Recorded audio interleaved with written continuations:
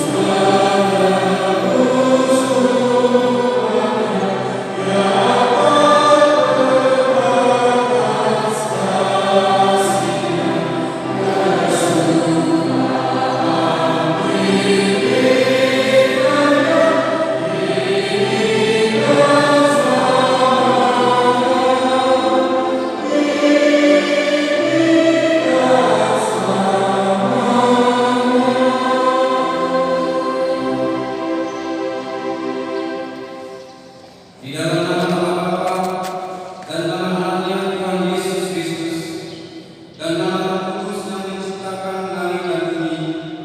Amin. Sebab aku yakin bahwa baik maut maupun hidup, baik malaikat-malaikat maupun pemerintah-pemerintah, baik yang ada sekarang maupun yang akan datang, tidak akan dapat memisahkan kita dari kasih Allah yang ada dalam Kristus Yesus Tuhan kita. Haleluya.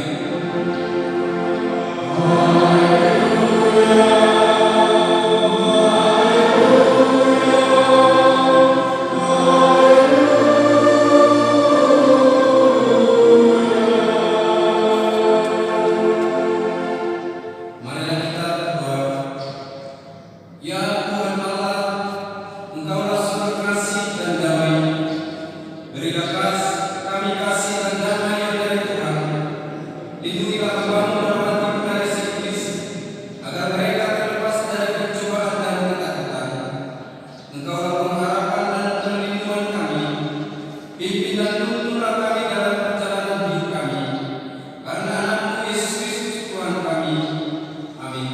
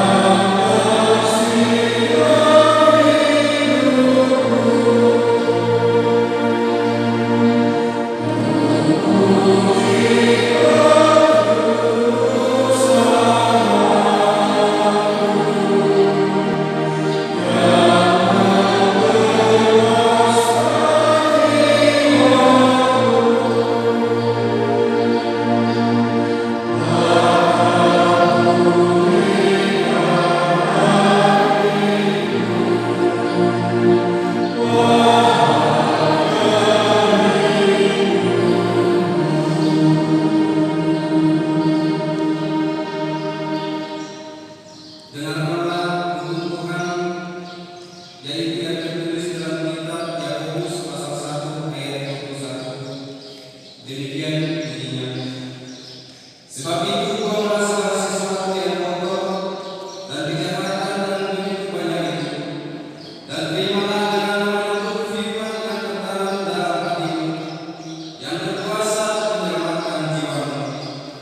demikian Tuhan. Mari kita memohon kekuatan dari Tuhan untuk melakukan yang sesuai dengan hukum-Nya. Ya Tuhan Allah, kuatkanlah kami untuk melakukan yang sesuai dengan hukum-Mu. Amin.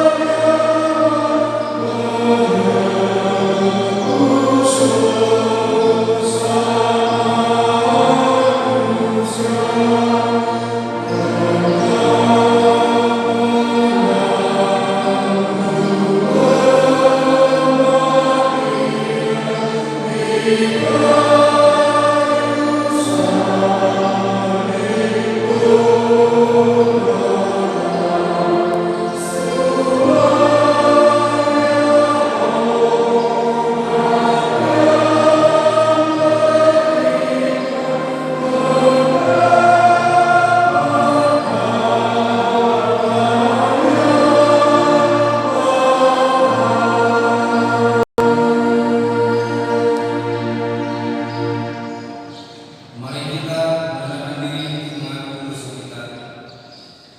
Ya Allah Bapa kami yang di surga, Engkau mengampuni dosa kami, orang yang hina dan tercela ini di dalam anak kesayangan. Kasihanilah kami, orang yang berduka cita dalam dosa ini. Nyatakanlah di dalam hati dan jiwa kami ini akan keampunan segala dosa dan kesalahan kami. Karuniakanlah Roh Kudus bagi kami untuk memberi kekuatan, keteguhan, dan ketetapan hati supaya iman kami tidak tergoyahkan. Bimbinglah dan ajarlah kami, ya Tuhan, agar kami benar-benar dan sungguh-sungguh menyerahkan diri, hati dan jiwa kami kepada-Mu saja sebagai kurban yang hidup dan kudus. Oleh sebab Anak-Mu Yesus Kristus Tuhan kami. Amin.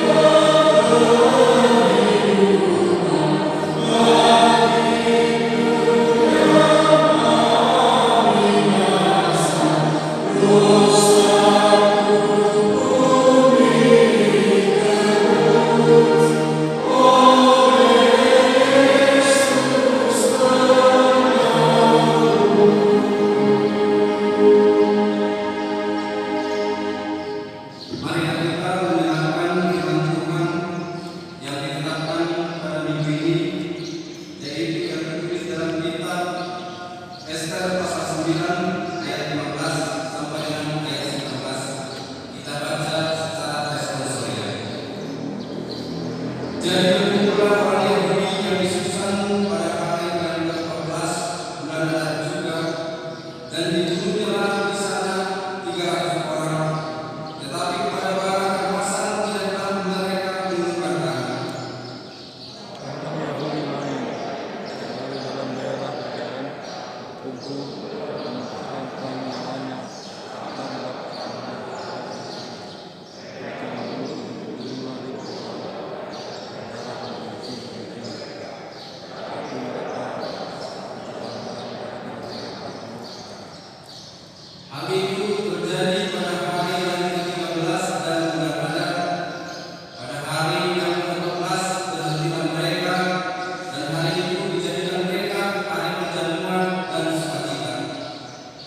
akan tetapi orang Yahudi yang berpesan kubu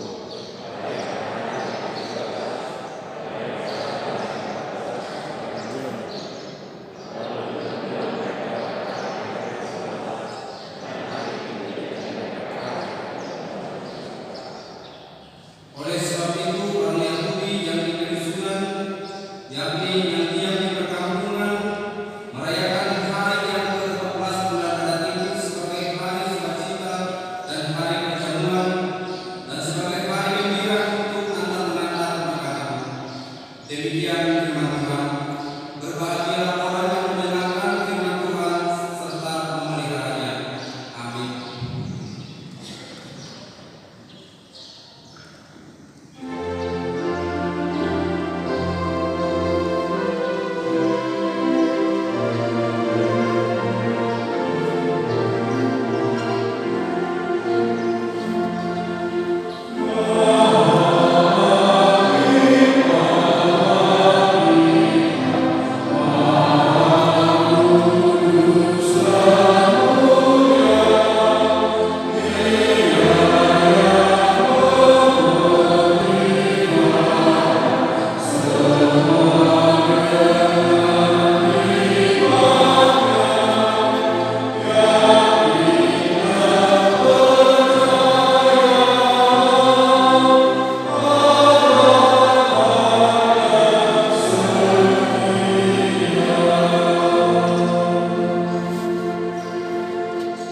Marilah kita bersama-sama mengakui iman dan percayaan kita. Sebagaimana teman-teman seiman di seluruh dunia, kita bersama-sama mengucapkannya. Aku percaya kepada Allah, Bapa yang Maha Kuasa, langit dan bumi. Aku percaya kepada Yesus Kristus, Anaknya yang tunggal Tuhan kita, yang dikandung daripada Roh Kudus, lahir dari anak darah Maria, yang menderita sengsara di bawah pemerintahan Pontius Pilatus, disalibkan, mati dan dikuburkan, yang turun ke dalam kerajaan maut. Pada hari yang ketiga, bangkit pula dari antara orang mati, naik ke surga, duduk sebelah kanan Allah, Bapa yang Maha Kuasa. Dari sana akan datang kelak untuk menghakimi orang yang hidup dan yang mati. Aku percaya kepada Roh Kudus dan adanya satu gereja yang kudus dan bersekutuan Tuhan Kudus, pengampunan dosa, kebangkitan daging, dan kehidupan yang kekal. Amin.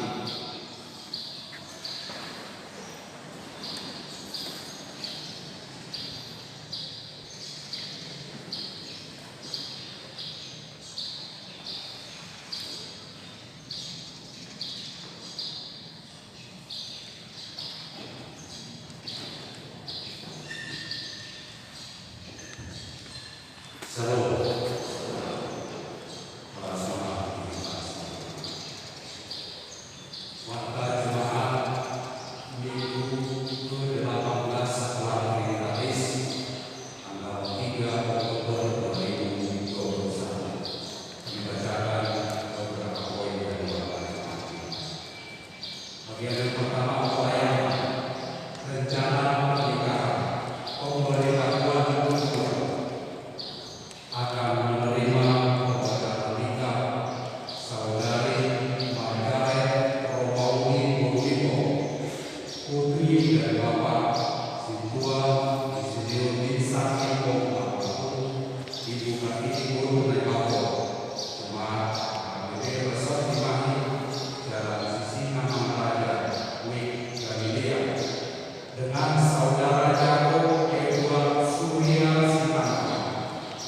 putra dari Bapak Aman Robin Hood, Riz Sitanggang, Ibu Sondang Wirida Bogimo, Jemaat GKPI Jemaat Khusus Bandung. Pemberkatan nikah akan dilaksanakan pada hari Sabtu 9 Oktober 2021 pukul 9 bertempat di HKBP Resort Imani Jalan Sisi Kamangraya. Konseling pranikah akan dilaksanakan pada hari Jumat 8 Oktober 2021 pukul 10 bertempat di Manor. Yang kedua, sakramen baptisan kudus. Pada hari Minggu 10 Oktober 2021 pukul 11 gereja kita akan melaksanakan pelayanan sakramen baptisan kudus. Diberitahukan kepada orang tua yang akan menyerahkan anaknya untuk dibaptis supaya menghadiri bimbingan kepada orang tua pada hari Jumat 8 Oktober 2021 pukul 15 bertempat di gereja dengan membawa fotokopi akte pernikahan atau gereja.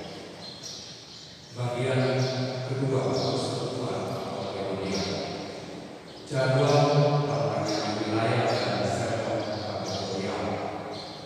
Diberitahukan kepada seluruh jemaat bahwa jadwal perpanjangan wilayah dan server kategorial tertera dalam nomor jemaat kita.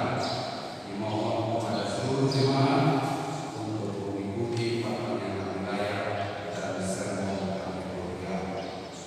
Bagian ketiga, pelayanan kasih atau reunian.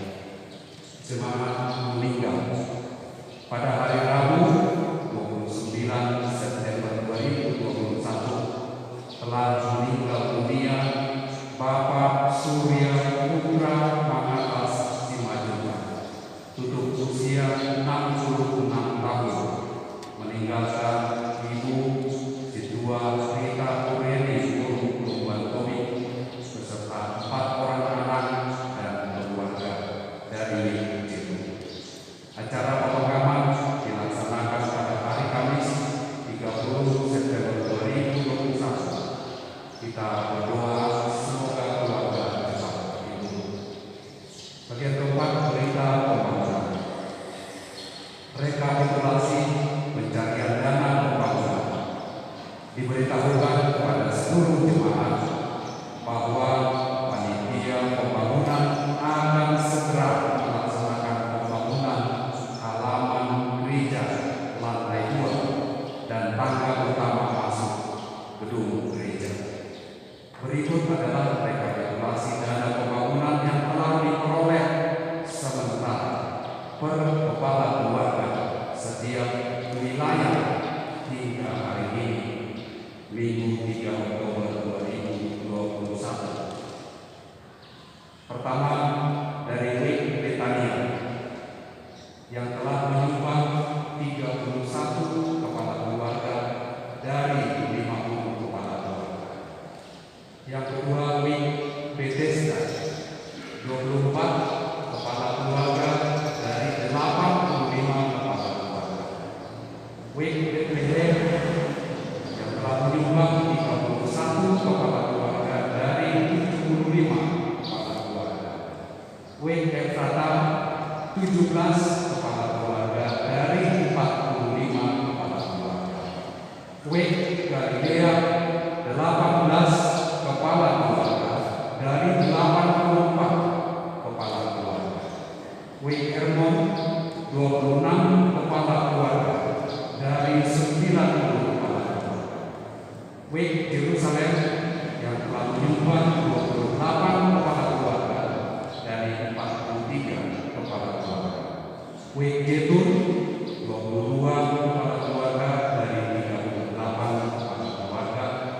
Wik Judea 18 kepala keluarga dari 66 kepala keluarga. Wik Kanaan 25 kepala keluarga dari 103 kepala keluarga. Wik Nazaret 37 kepala keluarga dari 79 kepala keluarga. Secara keseluruhan yang telah menyumbang untuk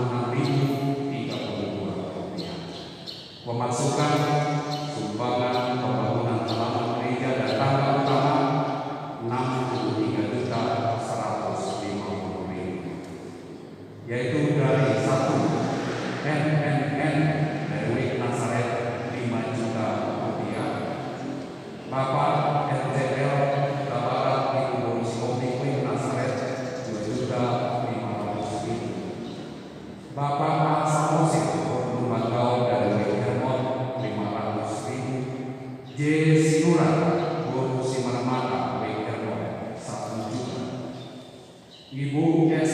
Borumanula WIK Judea 250.000, Bapak E. Siahaan Guru Sinambela WIK Hermon 500.000, Bapak S. Silaya Guru Marpau WIK Hermon 1 juta, Bapak Hanebola Guru Bimbo WIK Bethlehem 5 juta, Bapak Situa JH Manado Guru Simanukali WIK Kanan 1 juta, Bapak Situa T. Pasari Guru Rumah Gaul WIK Judea 1 juta, Bapak S. Togatoro Guru Malik WIK Judea 1.500.000, Bapak S. Simbolon Guru Panjaitan WIK Jetun 1 juta, Bapak Situa R. Simatupang Guru Lubis WIK Nazaret 25 juta, Bapak S. Lukman Gaul Guru Sagala WIK Hermon 5 juta, Ibu Nyonya P. Aritoran Guru Sibarani WIK Nazaret 5 juta, Saudari Lia Palantika Guru Aritoran WIK Nazaret 5 juta, Ibu Nyonya Madiahan Guru Siaturi WIK Bethlehem 400.000, Amang Pendeta S. Tumango Guru Tabarat WIK Nazaret 2.500.000. Pengeluaran nol, saldo minggu ini 800.416.032 rupiah. Demikian buat bacaan minggu ini. Tuhan Yesus memberkati.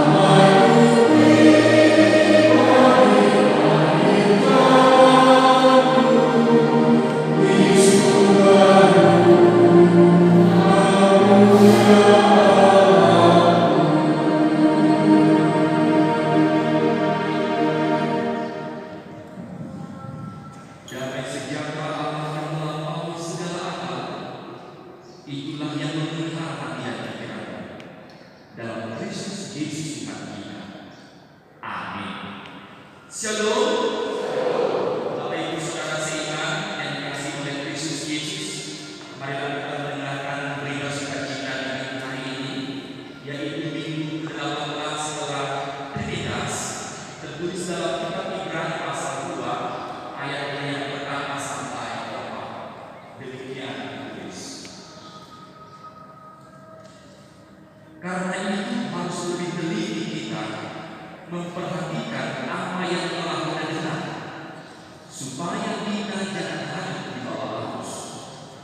Sebab kalau firman yang dikatakan dengan perkataan malaikat-malaikat tetap berlaku, dan setiap pelanggaran dan ketidaktaatan mendapat balasan yang setimpal, bagaimana kita akan hidup jikalau kita menyia-nyiakan keselamatan yang sebesar ini, yang mula-mula diberitakan oleh Tuhan dan oleh mereka yang telah mendengarnya kepada kita dengan cara yang dapat dipercayai, sedangkan Allah menentukan kesaksian mereka oleh tanda-tanda dan mujizat dan oleh berbagai-bagai pernyataan kekuasaan dan karunia kudus yang dibagi-bagikannya menurut kehendaknya.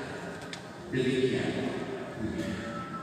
Bapak Ibu Saudara seiman, tentu kita sepakat jika dikatakan bahwa masa pandemi COVID ini adalah masa yang amat sulit. Tetapi ketika kita menyadari bahwa masa COVID ini adalah masa yang sulit, ada saja orang yang masa bodoh.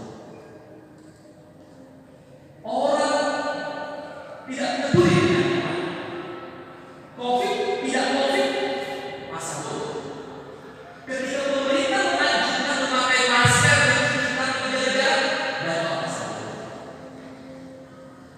Banyak orang yang tidak peduli dengan orang lain, dengan perasaan orang lain.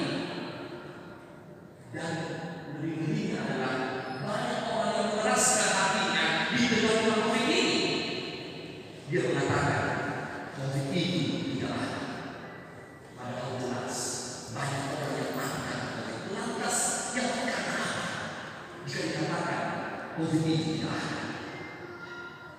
Dan bahkan di tengah pandemi COVID ini banyak orang yang abai dengan firman Tuhan. Alasan-alasan kita adalah doa baik dan beriman minggu alami zona alami alami dijauhkan doa.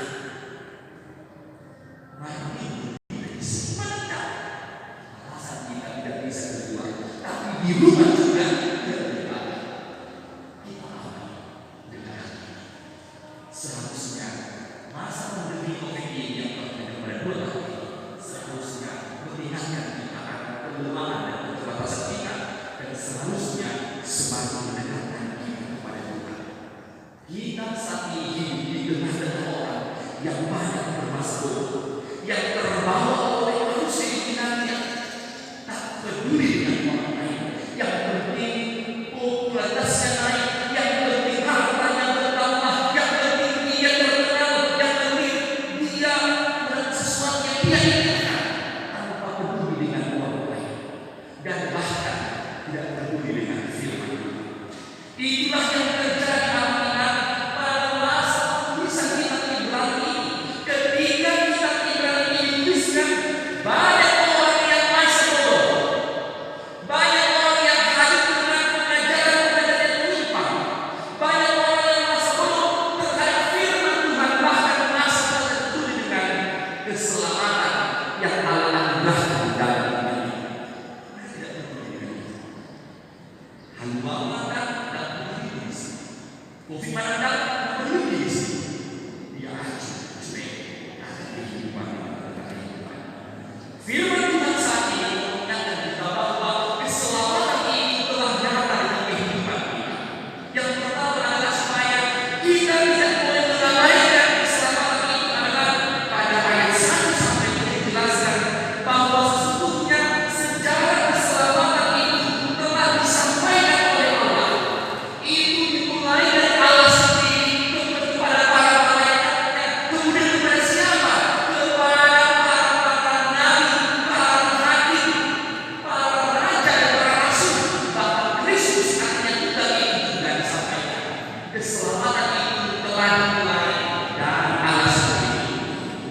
sejarah itu akan mungkin sampai saat ini, dan berikan keselamatan itu sampai kepada kita hingga saat ini. Itu sejarah yang telah terbukti dari kehidupan kita. Allah telah memberikan keselamatan itu di tengah-tengah kehidupan kita. Allah peduli kepada kita, Allah peduli kepada orang-orang, karena kepedulian Allah keselamatan itu, Dia mengutus para misionaris di tengah-tengah barat ini, sampai ada orang yang dibunuh mati di mana Bungsu dan Lima mati terbunuh di mata orang. Allah mengutus mereka untuk menyampaikan keselamatan sejak para misionaris dipakai oleh Allah untuk memberitakan keselamatan di tengah-tengah bangsa. Luar biasa. Dan tujuh pemberi yang kita akan merayakan sukacita HKBP berulang tahun selesai. HKBP ambil dari misionaris. Ini pelayanan dan saya makasih. HKBP sejarah juga kehidupan kita. Allah peduli sejarah keselamatan ini dimulai oleh Allah dan sampai dengan kehidupan kita. Maka tidak boleh kita abaikan ini, karena Allah telah membuktikan sejarah kehidupan di tengah-tengah kehidupan kita. Yang kedua, mengapa kita boleh ambil keselamatan itu pada ayat yang tadi dikatakan? Karena kebesaran dari keselamatan yang dibawa oleh Allah di tengah-tengah kehidupan kita. Dia memberikan keselamatan itu dengan memberikan anaknya yang tunggal Kristus Yesus di tengah-tengah dunia. Kebesaran keselamatan yang di tengah-tengah kehidupan kita. Orang yang sadar akan keselamatan itu, dia akan benar-benar menghargai keselamatan. Yosua ketika ada orang yang sudah tenggelam, dia butuh pertolongan. Di situ dia benar-benar membutuhkan pertolongan, menghargai pertolongan itu. Kita bisa ketika kita sadar akan berdosa, kita yang betul-betul berdosa, kita akan menyadari betapa berharganya darah Kristus dosa kita, karena dosa-dosa kita begitu penting darahnya bagi kita ada yang menjadi selamat. Harus selalu menyadari dosa kita dan melihat begitu besarnya keselamatan yang Allah anugerahkan di tengah-tengah kehidupan kita. Dia mengorbankan dirinya untuk kita. Yang ketiga, Bapak Ibu Saudara seiman, mengapa kita tidak boleh ambil keselamatan itu? Karena keselamatan itu adalah kebenaran. Pada ayat 3 dan ayat 4, Tuhan telah memberitakan dan orang-orang telah mendengarkannya. Lalu orang yang mendengarkan itu menyampaikan juga kepada orang lain, kepada seluruh umat, dan sampai kepada saat ini apa yang telah dibenarkan oleh orang dari Tuhan kita juga mendengarkan bersama-sama, sehingga di sana kita percaya karena kebenaran keselamatan. Karena Allah yang memberitakan keselamatan itu, orang mendengarnya dan menyampaikan kepada banyak orang, sehingga di sana para rasul, para nabi berani mati karena apa? Karena kebenaran keselamatan itu kita saksikan. Para murid menyaksikan bagaimana Kristus yang benar-benar menyelamatkan manusia. Mereka berani bersaksi, memberitakan keselamatan, meskipun mereka harus mati. Mereka tidak membiarkan keselamatan itu, tapi terus-menerus memberitakan di tengah-tengah dunia ini. Artinya keselamatan itu sungguh-sungguh ada. Maka kita pun harus tidak boleh mengabaikan keselamatan yang Tuhan anugerahkan di tengah-tengah kehidupan kita. Kita juga harus menjadi saksi Kristus untuk menyampaikan kebenaran keselamatan itu di tengah-tengah kehidupan kita. Mengenal keselamatan itu ada di tengah-tengah kita. Maka orang yang diselamatkan oleh Kristus hendaknya berbuahkan apa yang diterima dari Kristus. Hidup di dalam kebenaran, hidup di dalam kesetiaan kepada Kristus. Meskipun di tengah-tengah hidupnya diombak-ambing oleh pergumulan, tantangan, penderitaan, tetapi ketika kita menyadari akan keselamatan yang akan lakukan dari sumber harga itu, maka itu juga benar-benar menyadari begitu berharganya hidup kita dengan menunjukkan sikap hidup yang sebagai orang-orang yang telah diselamatkan. Firman Tuhan saat ini mengingatkan kita, tetaplah setia untuk merenungkan firman Tuhan.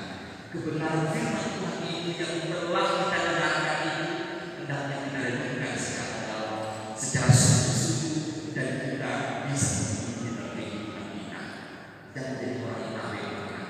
Suatu mati kita dapat jadilah orang yang sungguh-sungguh, tidak acuh tentang orang yang peduli, orang yang sungguh-sungguh belajar firman Tuhan. Karena keselamatan itu sudah nyata. Persoalannya, maukah kita hidup bersama atau tidak? Orang percaya yang sedangkan dosanya tidak berharga di dalam dosa tidak ternyata berharga dan akan hidup sungguh-sungguh untuk melakukan apa yang kita kehendaki. Kiranya firman Tuhan saat ini mengingatkan kita bahwa keselamatan itu telah terwujud dengan jalan ini. Sambutlah dia dan bertenaga dan semangat untuk memberikan keselamatan itu kehidupan kita, baik dalam keluarga, sesama kita, dan dunia ini. Kehidupan untuk menjadi alatnya, memberikan keselamatan sebagai orang yang diselamatkan. Amin. Terima kasih atas keselamatan yang Tuhan berikan kepada kami. Melayani kami menerima sukacita itu yang tidak berkira memberi apapun yang kami berikan.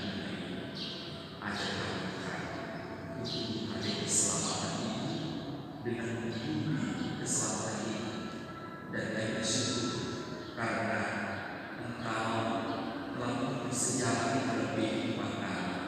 Engkau peduli kepada kami. Engkau mengutus pemberitaan itu sehingga saat ini kami boleh menerima berita keselamatan itu dan kami bersukacita. Ajar kami Tuhan untuk terus mengikuti panggilan dalam kehidupan kami sebagai orang-orang yang diselamatkan dengan tidak abai dengan kehidupan kami, tidak abai dengan firman yang benar-benar nyata sebagai kekuatan dalam kehidupan kami, agar tidak abai dengan orang sekitar kami, agar peduli berperasaan kepada orang lain, tidak acuh tetapi kami semakin menyadari kehidupan kami di tengah-tengah bersama kami berbangsa ini. Biarlah terus berdoa sehingga kami mampu memberikan keselamatan itu bagi semua orang, sehingga kita bisa diselamatkan Tuhan. Dari mana orang diselamatkan? Karena Tuhan keselamatan itu telah nyata dalam kehidupan kami. Ajar kami sebagai umat yang percaya untuk setia terus kepada meskipun kami mengalami penderitaan, kami setia kami setia sampai mati di Tuhan dan kami. Tuhan yang berdua bersama-sama ini seluruh Tuhan yang berdua masuk dalam ini. Terima kasih untuk kebaikan dan kebaikan yang kepada Tuhan. Berikan kepada mereka kesetiaan dan hikmat untuk selalu mengenal begitu berharganya mereka yang berdoa mereka. Mereka bersedia kepada mereka untuk benar-benar bersyukur segala berikan Tuhan dan mau mengetahui Tuhan jadi anak Tuhan memberikan keselamatan bagi kehidupan mereka. Dan berbuat Tuhan di dalam hidup ini tetap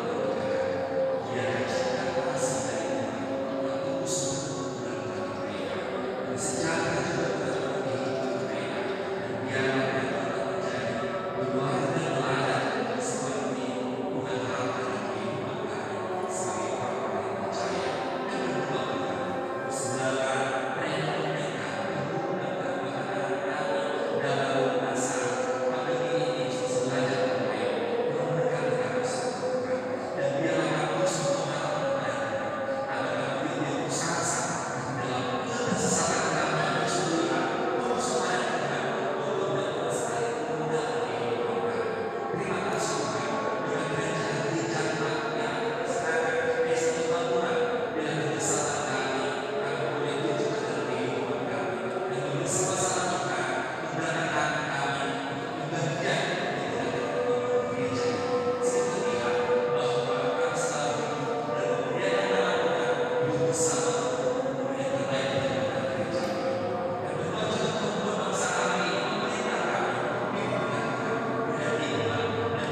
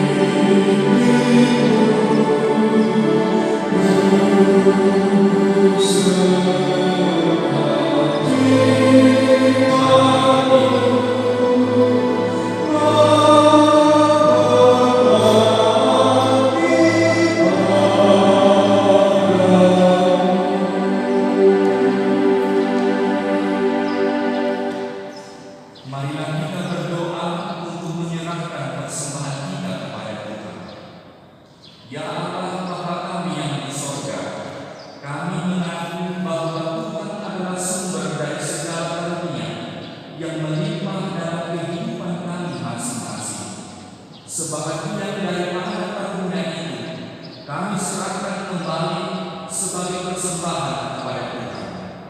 Terimalah dan berkatilah persembahan umat ini, agar dapat kami pergunakan untuk pekerjaan melayani Tuhan di dunia ini. Bukalah hati kami untuk mengenal betapa banyak berkat dan karunia yang kami peroleh dari Tuhan, supaya kami senantiasa bersatu pada Yesus Kristus Tuhan kami. Amin.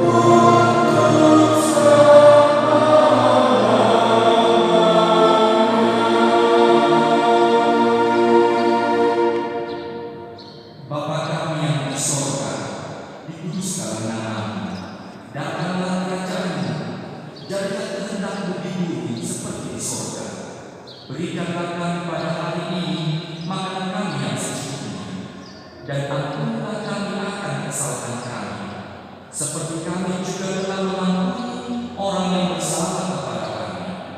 Dan jangan membawa percobaan, tetapi lepaskanlah kami daripada yang jahat.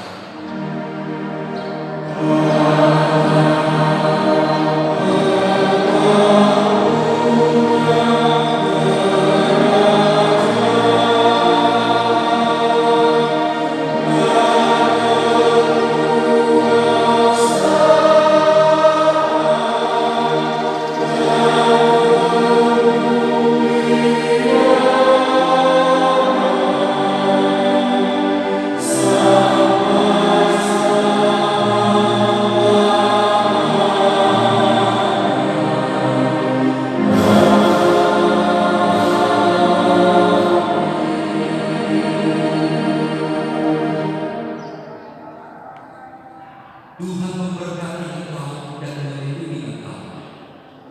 Tuhan menyinari engkau dengan wajah-Nya dan memberi engkau kasih karunia.